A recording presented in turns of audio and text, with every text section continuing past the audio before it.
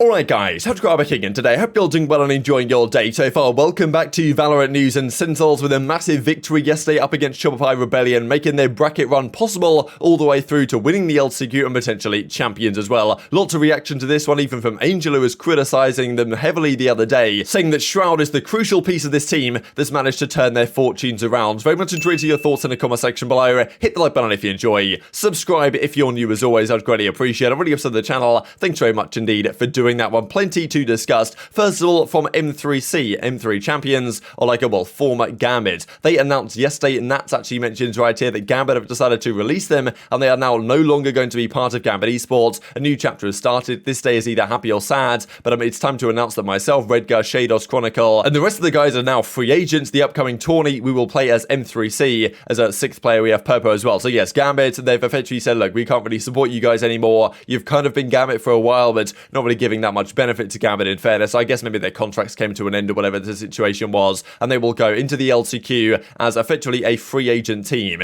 Now, they've been released by Gambit. Now, that does mean that other organizations will be looking to get involved. Turko apparently is joining as a sixth player here, and JD is their player now in place of Dephh. Apparently, many organizations are committed to sign this team. Will that happen soon? I don't really know. Or is it possible that, just going into next season, if the team stays the same, then other organizations will come in and make their intentions clear. So, definitely interesting from the Gambit side, but of course, they're no longer Gambit. Dephh is gone as well. He says free agent here, announcing that one. And JD is now the man to take his place after a little break. So we'll see how they get on, of course, at the EMEA LCQ. I believe it starts today, the EMEA LCQ, and there are other ones going on as well around the world at the present time. This is also to mention from OpTic, because we saw in rather strange circumstances the other day that Jovi, right, former coach for 100 Thieves, and then also for OpTic, or analyst for OpTic, back through their Masters win at Reykjavik and now into Copenhagen as well. After Copenhagen, they release him in interesting circumstances just because Chet and him seem to have a good relationship on Twitter, but maybe behind the scenes things weren't quite so good, because we were wondering, okay, do OpTic just need to cut expenses or what's going on there? But apparently they're still looking for a new analyst, so I guess they weren't happy with Jovi and they've gone for a different approach. Seems like a pretty intense position actually, because even as Chet says here, travel is not included. It's strictly a remote position for now, and the hours will be long, right? Yeah, you got to be committed if you want to, get into that OpTic team as their analyst. Let's talk about some of the other regions, right? As I record this video, Boom are up 2-0 over OpTic in the grand finals of the APAC LCQ. OpTic actually took down Bleed in kind of incredible fashion, because of course this Bleed esports team put a lot of money in, brought a couple of guys over from Sweden, kind of old Counter-Strike legends, and I think even Pith at the time when that happened, he was like, well,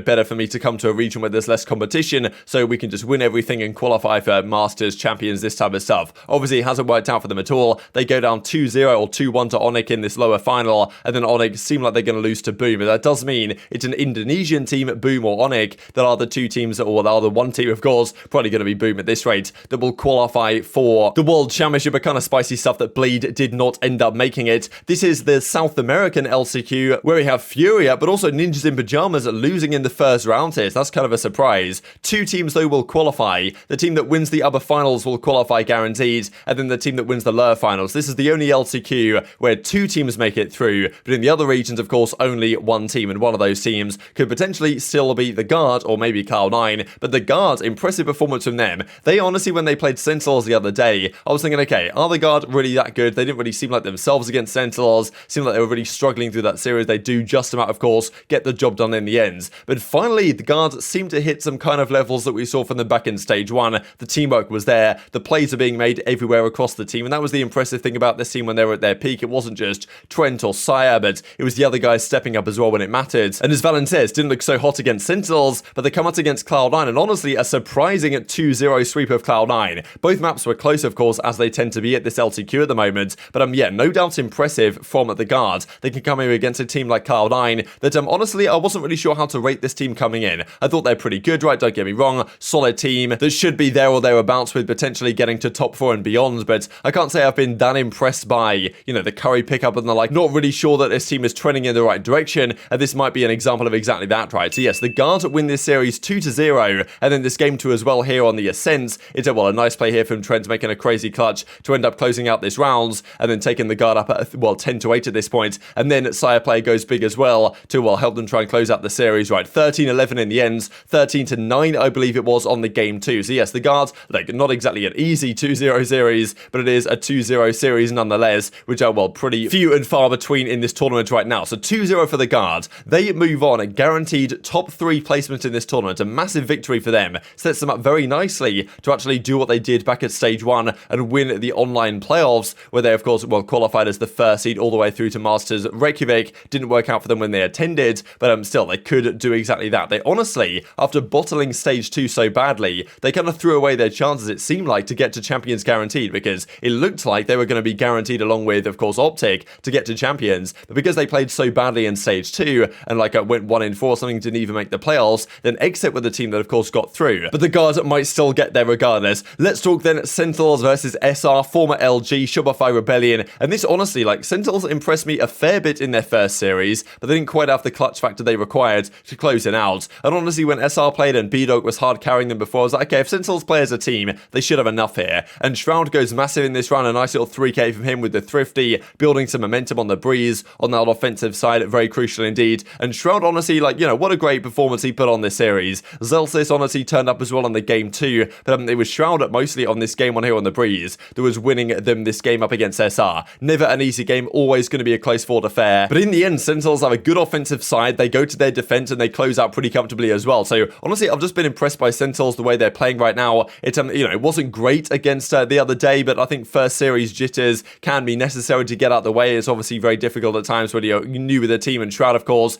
has his first best of 3 back in many seasons. I think he said that as well in the post-game interview. Look, I just needed that one best of 3 to warm up really and get back into it, because if you've not played competitively for 5 years, then things can take a little bit of time to warm back up, right? There's no doubt. And now Shroud's back in the groove. He's playing at a lights out level, right? And look at this game as well. This is the Fracture, of course. Great play here from Zelsis as well to let them all run through the smoke and make a phenomenal play here on the Neil. Does go down to Marder, but that's enough for Sentinels to close out this round, and they then win the next round as well and take the game as well. So yes, this was a grueler here on the Fracture, so many overtimes in this one, but it was honestly Zelsis that made the big play in this final round with the Neon to get the 3 kills necessary. He popped off this final game as well. Shroud delivered the goods again. The entire team was playing well, and TenZ just getting some more reps in on the chamber, right? We haven't seen quite such an impactful chamber as we might have expected to have seen so far from TenZ, but I think with every series, he is probably going to get better and more comfortable, right? So a 2-0 for Sentinels. They live to fight another day. Honestly, an impressive result, all things considered. A 2-0 win, you don't see that from Sentinels every day. Their first win in quite some time, and Shroud may be the catalyst here for their success. He does go on to talk about, okay, the Brimstone ult he had, totally calculated, just like the whole planting on Viper stuff, right? So yeah, apparently Sentinels, they couldn't deliver the goods when Shroud was planting. Now that's no longer the case on Viper, then, well, he actually can deliver the goods that we would have expected to see from him. And it's awesome to see, right? Look, if Shroud and Sentinels don't qualify for Champions, if they don't win the LCQ, then Shroud is playing that one series is going to show teams that will get into franchising and partnering next year. Look, Shroud's a guy to keep your eyes on. Shroud will, on that evidence, be joining a team next season. Whether it's Sentinels, whether it's not, I don't know. But Shroud, if he wants to still compete, that shows that he's still got what it takes, right? And even Stewie2K might be looking at that and thinking, hang on a second here, lads. Maybe I should be stepping back into the ring as well. Zelsis says, I don't care. 2-0 versus Shopify Rebellion. The show goes on. And even this from Angel, right? Now, I know some of this is kind of tongue-in-cheek here from Angel, because, he doesn't, not necessarily the biggest fan of the playstyles of a lot of these North American teams, but he says, look, Sentinels don't deserve Shroud. Goes on to say the following: Shroud playing the hardest role and nailing it. dapr the most consistent player in the whole tournament. TenZ still a top 3 aimer in the world. ShahZaM gets the most important kills despite being IGL. Zelsis wins unwinnable round solo, but it just doesn't look good even if they win, I don't know. So kind of an interesting comment, really gassing a lot of the players, but saying that as a team composition, it just doesn't seem to quite have clicked yet as it should have done. But still impressive performance. They can continue improving. Every series they should keep playing better and better. But I thought some good gas here really from Shroud, playing the hardest role and managing to nail it on the team. Not quite top fragging the series, but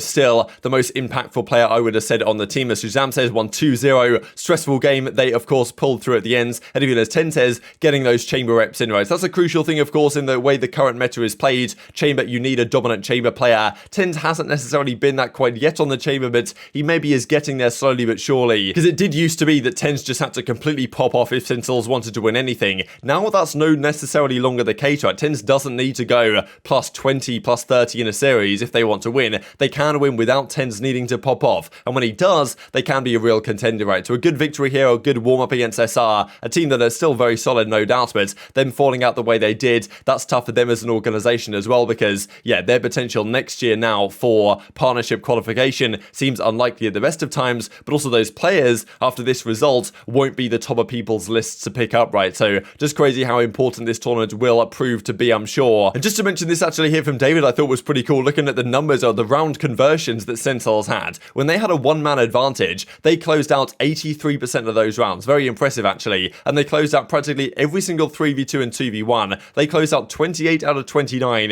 3v2 and 2v1s. That's an incredibly impressive number, and they win also 62 out of 63 with a two-man advantage. This is honestly like a really unprecedented level of, converting rounds where you have the advantage, right? Which is where Sentinels, I think, have turned a corner, maybe this team, from their previous iterations. And these were the overall numbers, right? Of course, a close series at the end on the Fracture, 17-15. It was, of course, Zeltis that made some big plays towards the end of that one. He did his job on the Breeze, and Shroud definitely did his job on the Viper. 21-13, top frag in this game on across the board. Moose tried his best. Marta had a pretty difficult time. But yeah, across the entire series, TenZ does go +10 on the Chamber, starting to get a bit more comfortable, but to me, Shroud was the MVP of that one with the highest cast as well in the entire lobby. And even does it enough here to make it on Will Mider's Players of the Day on day 3. Vanity, Moose, Shroud, Net, and Valen are on here, but yeah, Shroud the only guy here from Sentinels. Great performance from him, especially on the Viper, and this is the bracket as it looks. So 2 games coming up today. The other upper semi-finalist, FaZe versus 100T. The winner of that plays the Guard in the upper finals next weekend, and then Evil Genius's NRG. I had this bracket in my prediction as well, and I had NRG starting to make a loser's run, so I'll commit to that and say NRG beat Evil Geniuses and start to make a run through the loser's bracket, and I think I'll take FaZe of 100 Thieves as well, although I'm thinking of map 3. Very much enjoyed your thoughts in the comment section below. Hope you guys enjoyed the video. If you did enjoy it, hit on the like button and tell the YouTube gods this is a good video. I'd just like you should see it as well, and I grow the competitive Valorant community. Thank you as always, take care of yourselves, and I'll see you next time.